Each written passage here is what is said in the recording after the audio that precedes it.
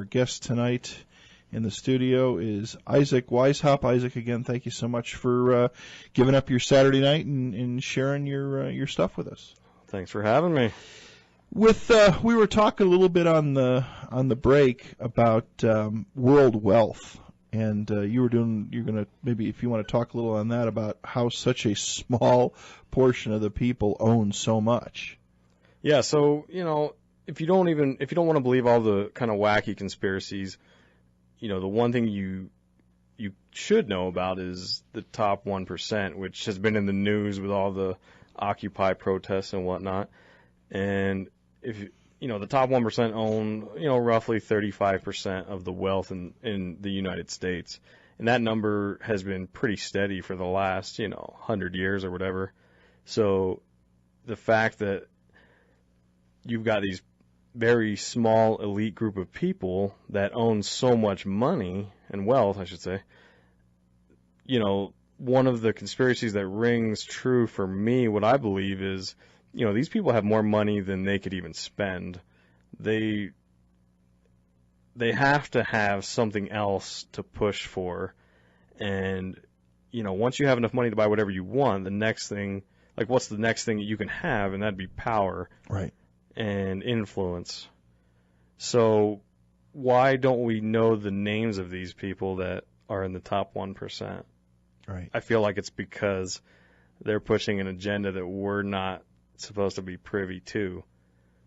And, I feel like it's a power play, I think. And then once you go from there, you can go into, are they reptile people or not, Right. And I think there's enough evidence to support this idea that serpents play a huge part of our history, and the fact that, I wasn't a scholar in high school by any means, but I don't know anyone who's had a history class in high school about serpents and serpent worship, but it's a huge part of our history. It is. And the fact that, it's taboo to the point if you say it, people think you're crazy or you're joking or whatever, but the first form of religious worship ever found was in a cave in Botswana 60,000 years ago, and it was for a python. They were worshiping some python deity, and then it traces all through all the other, like the Egyptians and the Greeks and the Romans. They all had some kind of serpent deity, and it makes you wonder what's the deal with the snakes. And it's a little bit of a leap to go to the shape-shifting reptiles, but I explain all that in the book with the most rational thing is, okay, so so on the electromagnetic spectrum, we're able to see this very small slice, 2%, called visible light, right? 2% is what humans can see. That's it. 2%. So that's it, right? And there's this huge spectrum beyond that.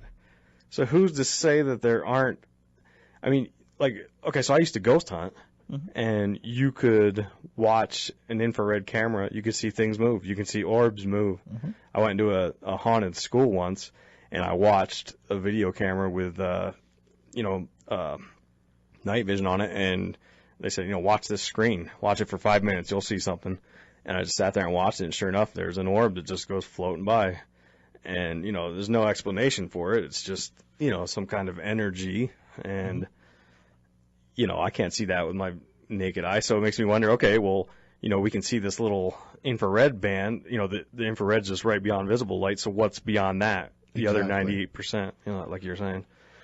Yeah, well, the human eye can only see 2%. That's it, which is amazing. One of our we've been with a online internet radio site called the Inception Radio Network for actually coming up on going to be 3 years pretty soon, I think. It's been at least a couple of years, and a couple of our really good listeners, dedicated followers, have gone out and purchased some high definition security cameras, mounted them up on tripods out in the yard, and have been just filming tons and tons and tons of. They've been doing sky watching moonless nights, super clear nights. They've just been filming hours and hours and hours of pulling hours of footage. Actually enough that we're going to do a program on that coming up here pretty soon, kind of on the, on the technicality side of it, of what it takes to do it. It's not that expensive. And anyway, long story short is they're capturing a lot of unique things. And I've had the opportunity to take a look at some of the video footage, and I mean, there's stuff that's streaking across the sky. Oh, really? I mean, like we talk about, if we want to just shift gears a little bit, talk about, ufology in general, and flying saucers and spaceships and stuff like that. You can look up in the sky. It doesn't mean, a lot of people say, well, I've looked up in the sky for years, I've never seen anything. But if you sat there for hours and hours and hours and looked, and you know what, if you do that, you probably will. And my friend Bill in upstate New York has been recording tons of this stuff. And the videos, again, it's just like, as a ghost hunter, you got to sit down, if you load it into Audition or whatever, and you got to go through all those EVPs. You may hear nothing but static and bumps, but then you get that EVP. Mm-hmm. Same with these guys. They have been just capturing tons and tons of video, and it's amazing what they're finding out there. Have you seen any, full figures of a UFO, or is it mostly too quick to discern what it is? Things that just streak across. I guess we'll have to get some more examples from them, but just a lot of things that are flying over, and they're not bugs. I mean, there's things that are streaking across the sky. Well, that's like that. I'm sure you're familiar with the Phoenix Lights. Yeah. Oh, yeah. Deal. I mean, there was thousands and thousands of eyewitnesses. Right. I mean, there's no explanation for that one. Right. And there's still people that deny it and want to cover it up, But you've got to get out there, and you've got to film this stuff. One of the ufologists that I really look up to is and he's not so much into the aliens and the abductions and all the other stuff, but is he actually feels that at a young age he was abducted, as a gentleman by the name of Wilbur Allen. Wilbur Allen was a ABC correspondent on Air Force One for many years. Wilbur has a website out there called UFO DC, and Wilbur shoots just hundreds of thousands of frames of film with these real high-end Nikon cameras. They're very unique-looking cameras. And then he sits there and he goes through all these different pictures, and he puts it on his website. And it's amazing. I mean, it is mind-boggling what he is finding and what is coming across the skies. But again, just because most people look up and they don't see something, well, Have you talked to, since I'm out here in Utah, I'm within a one-day commute to Salt Lake, so I come out here pretty often because I know a lot of people out here, but I met a guy, Ryan Burns. Have you talked to him? From Skinwalker Ranch? Yeah. He's been on the show several times. Oh, have you? Okay, right on. Yeah. Yeah, I guess, he gets tons of wacky stuff out there, too. Yeah. I read his book, and he talks about these, blue lights and all this wild stuff. Yeah, these streaks of light that open up and people come out of portals type of things. Yeah. It's super creepy. Yeah, and Ryan's not a he's not a nut job or anything like that. Yeah, super normal, down to earth. He's a normal guy. Yeah, he's into real estate and all kinds of stuff, and but he's down there in Duchesne, and he is just pulling. He's written the books. He goes out and he spends his time, and just he's always observing, and that's what it takes. It just takes hours and hours and hours and days of observing. But yeah, he's picked up a lot of unique things out there. Which kind of, I don't want to segue too hard, but Utah's got a lot of strangeness going on with it. Oh, it does. 'Cause I'm from back east. I'm not from here, but I am too. I'm from Chicago. So. Oh, right on. Yeah. So there's this I talk about this in the book, like the LDS culture here. I'm not knocking on I'm not LDS, but I'm not knocking on it. I'm a Christian, and I fully acknowledge that things I believe in are super strange, and I believe in an extraterrestrial, and that I consume his blood and flesh. It's craziness, right? But it's faith, So I'm not saying I'm righter than them, but what I talk about in the book is there's a lot of, the Freemasonry stuff, because so let me back up. So when I talk about the Illuminati, I'm not talking about the Bavarian Illuminati that was, formed in 1776 by Adam Weishaupt, which is... That was a question. Are you a descendant? Yeah, no. So that's a moniker, that name. The name Isaac Weishaupt is a play on... Because originally I started the website. It was Illuminati Watcher. So I had to put my name on something. I don't remember what it was. And I was like, well... And at the time, I had gotten a couple of death threats. Really? I did. And it was because I wrote a post about Saturn. And I talked about the black cube being a symbol for Saturn. And one of the black cubes in the world is the Kaaba, which is like a holy Muslim site. And I kind of conjectured that, I've got a background in engineering. That's what my degrees are in. And, there's a thing called the right-hand rule. And when you put current down a circuit, you put your right hand and the thumb points to which way the current goes. And the people, they make the Muslims, I believe, they make a clockwise circle around the Kaaba as part of, one of their religious ceremonies or whatever. And, I was theorizing that, if there's an energy from that, it would go, you follow the thumb and it would go straight north. Right. And, maybe that goes to some constellation of wherever. Sure. And it was just like a throw it out there thing. 'Cause there's nothing taboo to me. I'll talk about everything and anything. I even talk about Christianity, like the cube, the cross is an unfolded cube. And the cube is, all the symbolism, right? It doesn't mean I believe in it. I'm just pointing it out, right? And so I got death threat upon death threat upon death threat. Really? And I was like, geez, this isn't worth it to me. Like, I'm not trying to die for this, which is funny because I've got a couple Muslim friends and like super nice people, and I was like, well, let me just, as much of a cop out and sell out as it is, I took it down because I was like, this isn't worth it. So anyways, I had to put my name on something, and I thought, okay, well, I don't want to put my real name on there. So I put Isaac Weishaupt because it's got an I and a W, and, it's a play on the Adam, it's probably pronounced Weishaupt, I would guess, but the Bavarian German Adam Weishaupt that started the real Illuminati. Right. So anyways, what I'm saying when I say Illuminati, I'm just saying if there's a shadowy, secret, top elite group that is privy to some kind of ancient knowledge that we don't understand, let's just call it the Illuminati because that's what pop culture calls it. David Icke calls it the Archons. You can call it whatever you want to call it. I don't care. I just call it the Illuminati because if people are Googling Jay-Z something, they're going to Google Jay-Z Illuminati, not Jay-Z Secret Society or whatever, Very interesting. What about on your website? You've got a section on there, and again, people need to take a look at it because the posts are just you put a lot. I mean, I could tell you put a lot of work into putting your posts together and putting your information together.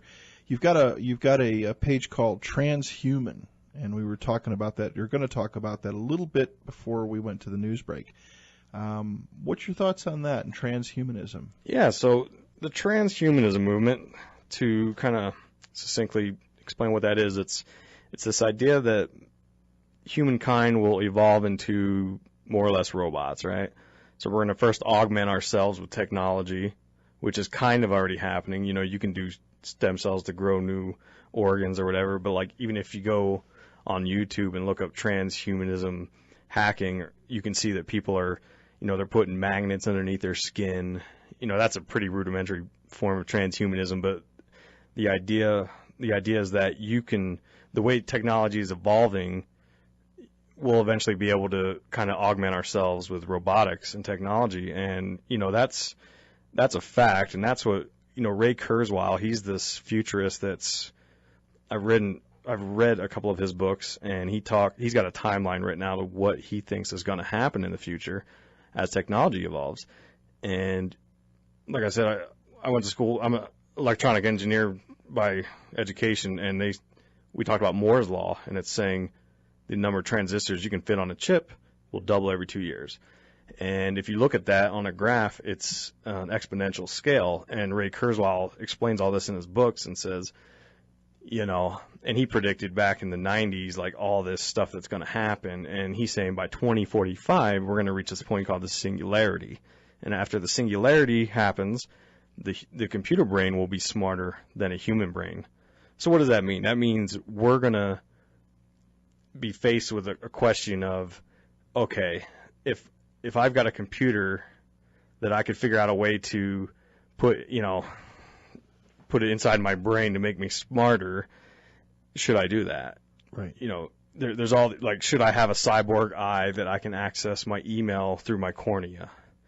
And, Ray Kurzweil says, things just like that. Like he says, there's going to be a contact lens that you'll be able to put in your eye and access the internet through thought. And they've got toys like that nowadays where you can hook it up to your head and move a ball with just your thought. And go look at the Google Glasses. Google Glasses, yeah, that's like the first form of it, right? And I'm not buying them. I'm going to wait 5 more years when I can have the cornea, lens.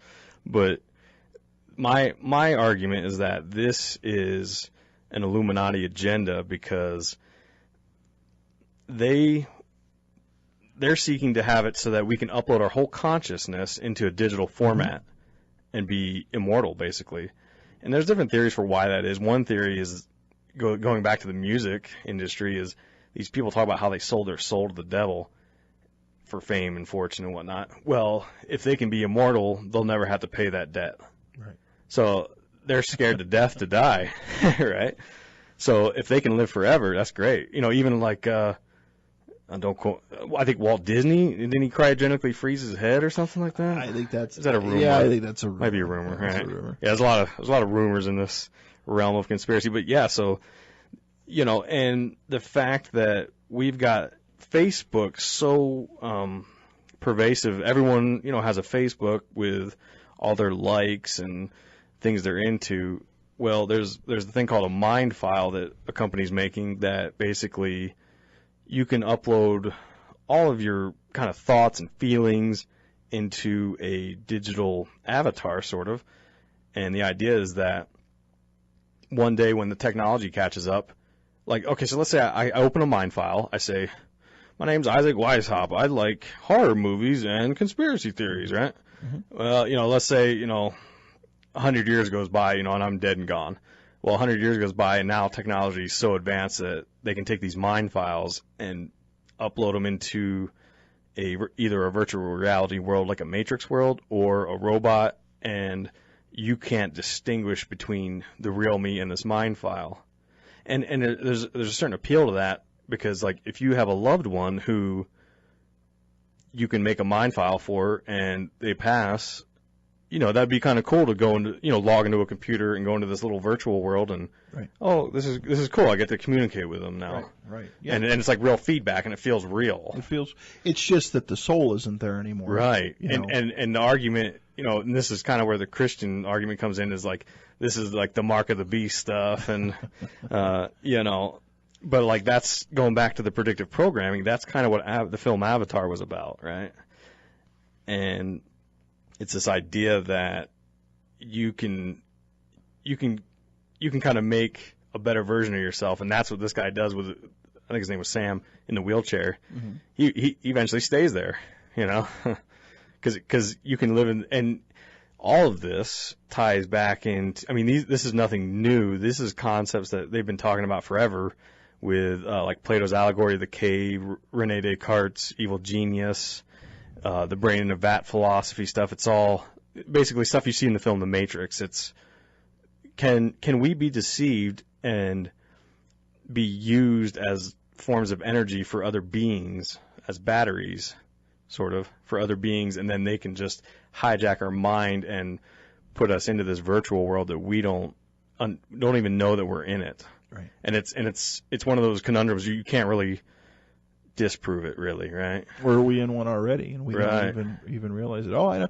Well, the one thing about, technology is racing, and one fear that I have about it a little bit is that, and maybe this sounds crazy, but will there be a time not that far down the road? Probably you and me won't be around on this planet, but when you've got machines making life or death decisions for people, I think one thing, we always talk about hear about the NSA and their supercomputer plant right down the street, their data center right down here. there's so much information, like you mentioned, Isaac, about Facebook, and now employers look at people's Facebooks. I mean, as part of the employment process. I think we're in a society right now where we're just we're heaving out so much information for everybody else to see. It's a clever ploy, because I just made a post about this, because you've got these things, these online quizzes. Anyone who has a Facebook knows everyone's doing these little fun quizzes, Sure. like, which movie star am I most like? And they know that this feeds the ego and narcissism. And in a culture where most people have lower self-esteem, that feels good. So, you play this quiz game or whatever, and you're giving up personal info. And my question is, where is this personal info going? Because I feel like you always got to trace it back to who's running this thing, where's the money, like follow the money trail stuff, right? So like, there's a place in Utah just down the street from that NSA in Bluffdale. Turns out they're one of the major quiz makers. Really? They're literally 10 miles down the road from the NSA facility, and that's one of the things, and that's why I was saying earlier, like, Utah's got so much strangeness to it. Like, the Mormons have this, they're one of the first people to embrace this transhumanism movement, because there's this Mormon Transhumanism Association that holds these conventions annually about transhumanism stuff. And, officially, the Mormon church, or the LDS church, they don't condone, like, they're not saying, oh, this is part of our church, but, it's in the name, so why is it in the name? Right. And, if you look at all the LDS kind of history, like Joseph Smith promoted this one world order stuff, which is Illuminati stuff again. It's, he talked about this Council of 50, where he thought he was going to bring the kingdom of God with peace out of chaos, which is a Freemason motto, Ordo ab Chao. And he tried to run for president but lost. But then you fast forward, and there's the White Horse prophecy, where they talk about the LDS, I guess they think they're going to go to the Rocky Mountains and become the White Horse that saves the Constitution. And they'll use this secret phrase, the Constitution hangs by a thread. And Glenn Beck said this, Glenn Beck's an LDS guy. Sure. He said it on air a few times. And right after that was when Mitt Romney was running for president, and I was like, oh man, I wonder if this is some kind of weird thing going on. But then he lost. Together. Right? Yeah. So that's like an argument against the Illuminati, because it's like, well, if they are the Illuminati, he would have won, right? But, maybe they had other plans. But like, all this bee symbolism in Utah too is, it's on the flag. It's, you've got the baseball team, the Salt Lake Bees. You've got the Deseret News, and Deseret is just a translation of the word bee. All of this ties back to the Merovingians, and that's supposedly like a branch of the Illuminati, because the Merovingians had all this bee symbolism in their religion. Like, this King Childeric the First was buried in a suit of bees, and they had this weapon that was called an angon, and it goes on and on and on. It's deep stuff. It's really deep. So, like, to me, it seems like Utah is like steeped in symbolism and like all this strangeness. Like we're talking about the Skinwalker Ranch, and I don't know. Like everything else, I explore these ideas. I don't have a silver bullet. I don't. Sure. Well, you're kind of pulling it all together. But I sometimes do believe that a lot of it could be interconnected in some way, shape, or form. Yeah. I feel like you got to kind of just explore and stab at different things. I mean, let's be realistic, and this is no disrespect, and I'll be I'm going to be cautious how I'm going to tread here. But Utah, I mean, I'm from the Midwest. Whenever people would mention Utah, not that many years ago, before I got here, it was three things, green jello, Mormonism, and the Osmond brothers. I mean, it was kind of, you know what I mean? It was Utah was in beautiful scenery and stuff like that. And of course, the population here was heavy LDS, and it still is, not like it used to be. But it was if you want to call it, it's the local religion that governed everything, and nothing wrong with that. But there is a lot of symbolism in a lot of religions, and if you start digging into them all, I kind of think at the end of the day, like you were mentioning a little bit earlier, I think religions to some degree kind of turn out to be like governments. It's a group. You belong to this group. There's a leadership. You're told, I shouldn't say you're told what to do, but you follow a course with it, and whether that's Catholic or whether that's LDS or Presbyterian or Baptist, whatever it is. But sometimes I think people, they kind of lose the meaning of what it's all about because they're too hung up in that religion itself, in that faith. And now more and more as I get the opportunity to interview more and more people, a lot of people are coming out and they're questioning their faith and they're questioning things, and they're saying, well, it doesn't matter if grandma and grandpa and dad and mom said it's this way, this way, this way. I'm curious, why is it this way? And maybe I don't necessarily believe these things. And I think, again, people are just becoming more and more open-minded, and they're looking at other possibilities. And I think that's a good thing. I think it's something that, we're stepping out of that world of dictation, hopefully. Yeah, I support that also because, if you study something and you question your faith and look at it and say, well, why does it say this in the Bible or whatever? You'll either reinforce your faith and make it stronger, or you'll question it and say, well, maybe this isn't right then, and, if it's a true faith, it'll hold the test of time, and you'll, Exactly.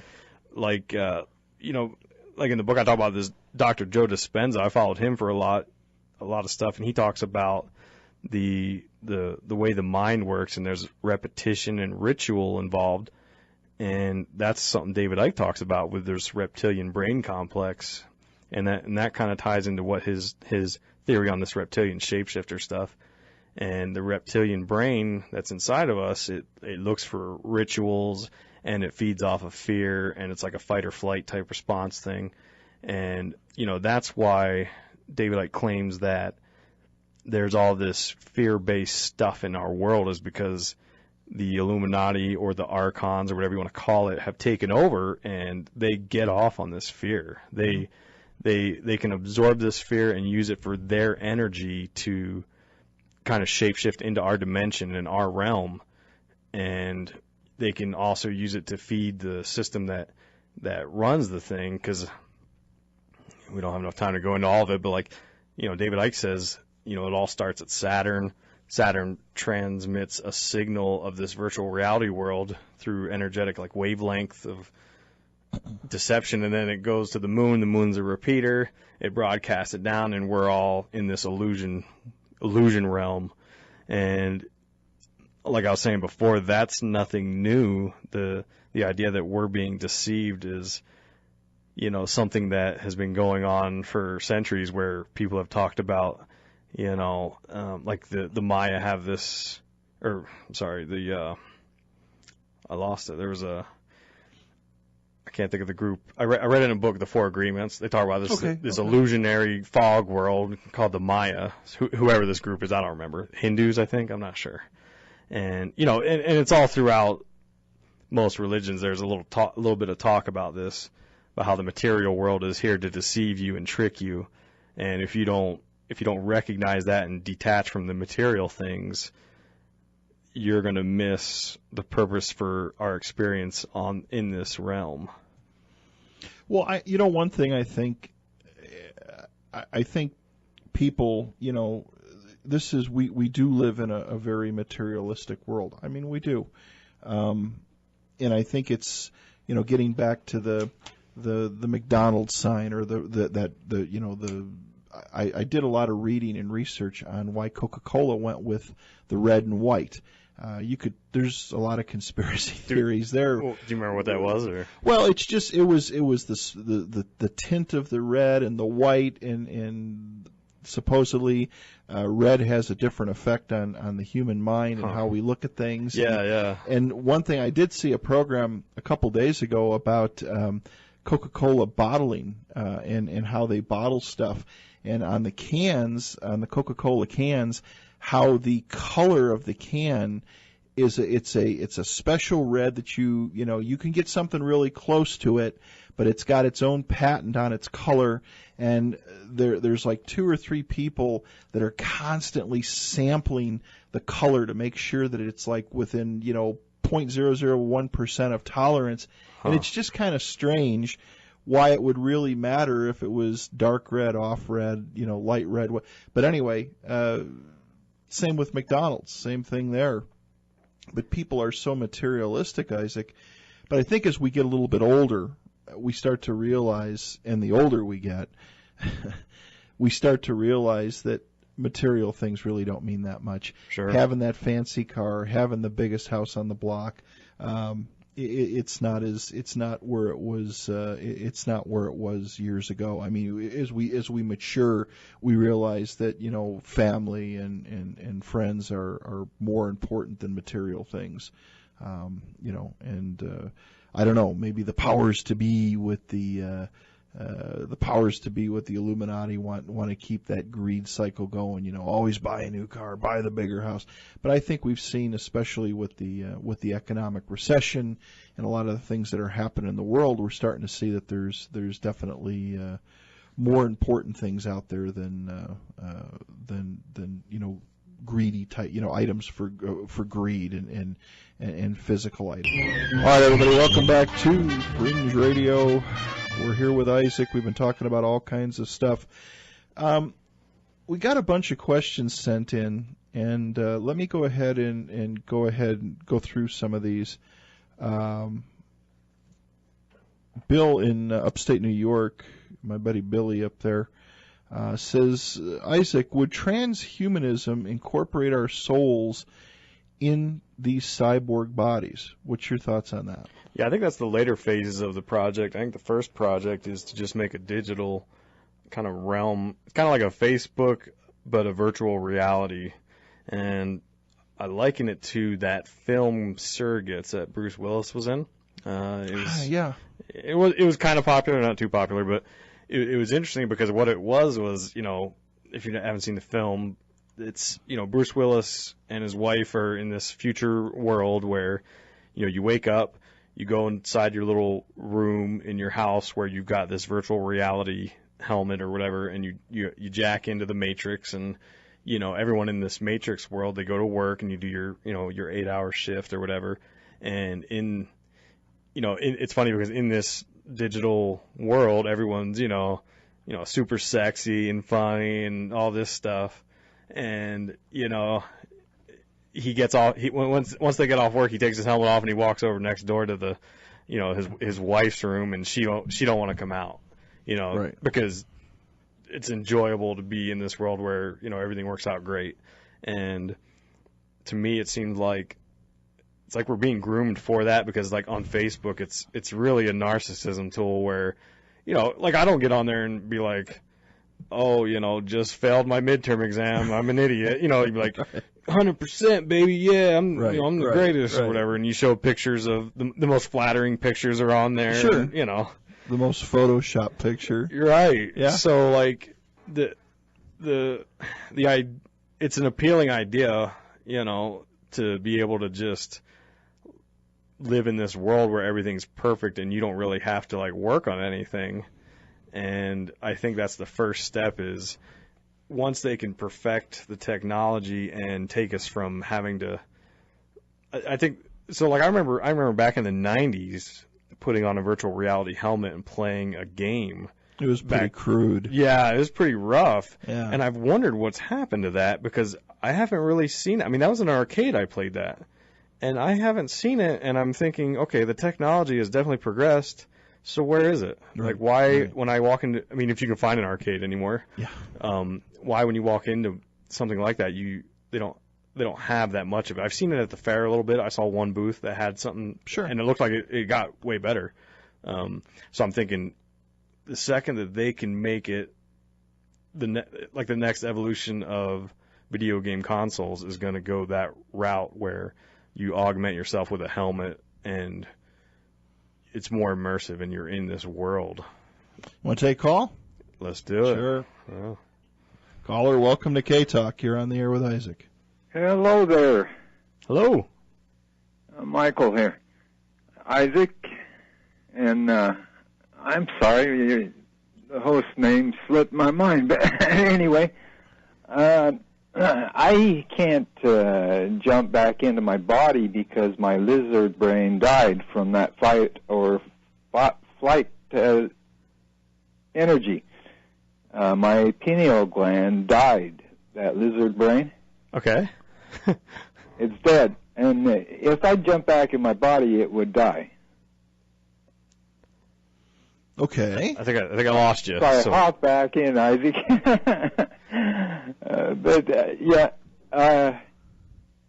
I've been like this for 2 years, since January 1st of 13. Yeah. A year and a half, I guess, huh? A little over a year and a half. Tonight's the night Bertha died in my hands. So are you saying that you feel like you're out of your own body?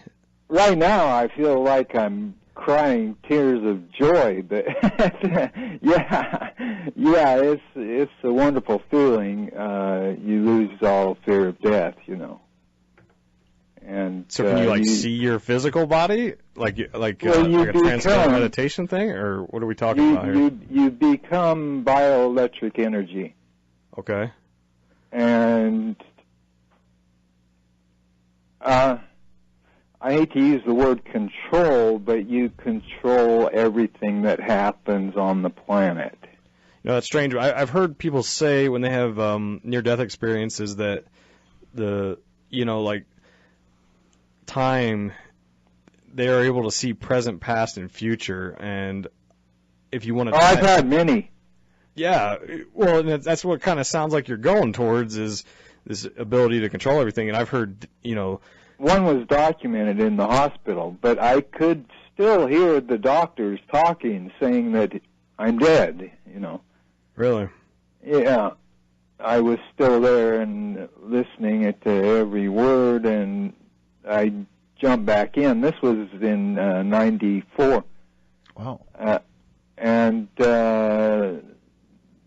that's the first time it was actually documented, but this has been happening all my life. I was an ex-fighter, and I was solidly in my body at that time. Did you say you were a spider? Like fighter. Oh, fighter. Okay, I got you. Sorry. One day, yeah. No, I was a fighter. Gotcha. Yeah, in the ring, a boxer, Oh, I got you. Okay, right on. Yeah, and I was fast and hard-hitting, but I guess I hit another way. Now, you see, Bertha died in my hands tonight, and I'm crying tears of joy. I can't talk about that currently, but I can talk about bioelectric energy to no extent. It looks like, feels like an upside-down opal rainbow. It's solid energy to me. It feels solid, but it looks like a rainbow, a mist. Do you want to talk about Jay-Z at all? I know more about that. Oh, yeah? Well, are there good things on the other side? Absolutely. Absolutely. It's much better than this hard reality that we live in. I can imagine. Hey, I've got the lines all lit up. Thanks for calling in tonight. Hey, thank you. Have a good evening. You too now. Bye. All right, interesting. All right, caller K-Talk, how are you? Man, I hate jacking, but, it sounds like Clifford Simmak's book, where they download a consciousness into another consciousness. What's that book called? Oh, well, Clifford Simmak. Clifford Simmak, I haven't heard of that. Well, Simmak's books, man, he was, I don't know. I read maybe 20 of his books back in the late 60s, early 70s. Yeah, it seems like sometimes these people like Philip Dick, he wrote a lot of books that... Yeah, sure. that get kind of put into films and stuff because it's certain themes that the entertainment industry enjoys to put out there. And has this Clifford Simak had any movies based on any of his books? I don't think any. Okay. Personally, I really don't. I'll check it out though. I was like Asimov, Simak, science fiction stuff. Huh? Stranger in a Strange Land. Have you read any Arthur C. Clarke books? Well, yeah. 2001, and the list goes on. Well, how about Rendezvous with Rama? And it's a crazy thing. These guys, I have no idea what to do. I don't really think they really want to do us harm. Mm-hmm. I mean, I'm kind of in people want to screw us around, but I'm not sure about that. Because I think sooner or later, at the end of the day, you got to look at your kids and wake up. Yeah. But I don't know. Have you ever read Arthur C. Clarke's Final Odyssey? I haven't. No, sir. That's a good book. I was always hoping they were going to make a movie. Well, I read that in his 2001 book, in the book, he goes to Saturn, but in the film Kubrick made, they go to Jupiter. Yeah. And supposedly it was because they couldn't replicate the rings of Saturn. Right. But the conspiracy is that it's too close to the truth. Really? Because, in the book I talk about all the Saturn worship and David Icke's stuff about how it's broadcasting this illusory reality. And, Stanley Kubrick plays a big part, and this plays on what the caller's talking about with these works of art. Like, I love Kubrick films. They're the best. But me too. 2001 had a alchemical symbolism in it with the cube and the monolith. Right. And then, the very next film, and I don't want to take credit for this, but Jay Weidner, he's a theorist that he's the king of debunking Kubrick films. So he basically said, this in 2001, he shows that there's this alchemical process where the guy gets transmutated and, he achieves what they call the Philosopher's Stone of immortality. And at the end, you see him, spoiler alert if you haven't seen 2001 yet, but at the end, he turns into the Star Child. The very next film Kubrick made was Clockwork Orange, and the first scene is Alex, so at the end of 2001, they zoom in on the Star Child, and in Clockwork Orange, they zoom out from Alex. So the idea is that the Star Child is Alex from Clockwork Orange. And then you've got The Shining, which I've got a whole appendix in the book about symbolism you see in The Shining. I try to cover every conspiracy theory there is about it. And, Eyes Wide Shut, I've got a post online about Eyes Wide Shut and all the symbolism within it. All this stuff, it's steeped in symbolism. I've been trying to get Kubrick's daughter on the show. Oh, really? I've been trying to chase her down, yeah. I'm not having good luck. What's her story? Is she making films or something, or what's she's going out to? She's an independent filmmaker. No kidding. Yeah. Yeah. She's over in Northern. Yes. She's in America, though. You said. Yeah, she travels all over the world, but she's an interesting. She's following her foot. She wrote a book all about her dad. No kidding. Trying to get her on. Yeah. Hey, Arth, thanks for calling, bro. Well, thanks for letting me. No problem. All right, guys. Take care. Good night. Peace out. No. We had a guy on, speaking of 2001, we had an expert on, a film expert on, he's a Stanley Kubrick film expert.